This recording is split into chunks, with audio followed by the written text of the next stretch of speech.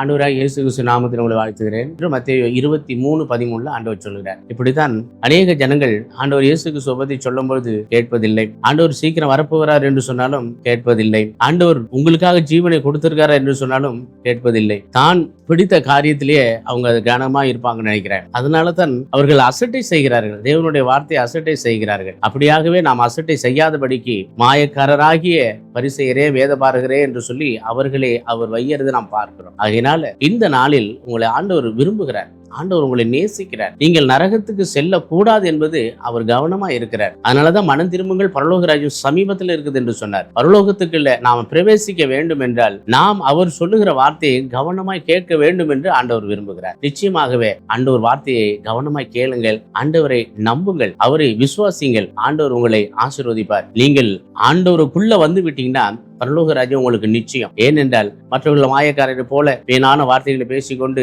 அவர்களும் பிரவேசிப்பதில்லை, நம்மளையும் பிரவேசிக்க விடுவதில்லை. அதனால தான் ஆண்டவர் இயேசு கிறிஸ்து சொன்னார், பிரவேசிக்க விடுங்கள், இல்லை என்றால் உங்களுக்கு ஐயோ என்று சொல்கிறார். இந்த நாளில் இந்த வார்த்தையை கேட்கிற நீங்கள் ஆண்டவர் இயேசு கிறிஸ்துவை அறிந்து கொண்டு சத்தியத்தை அறிந்து கொண்டு சத்தியத்துக்குள் நீங்கள் வாழும்போது உங்களுக்கு நித்திய ஜீவன் நிச்சயம். ஆண்டவர் உங்களை ஆசீர்வதிப்பார். ஆமென்.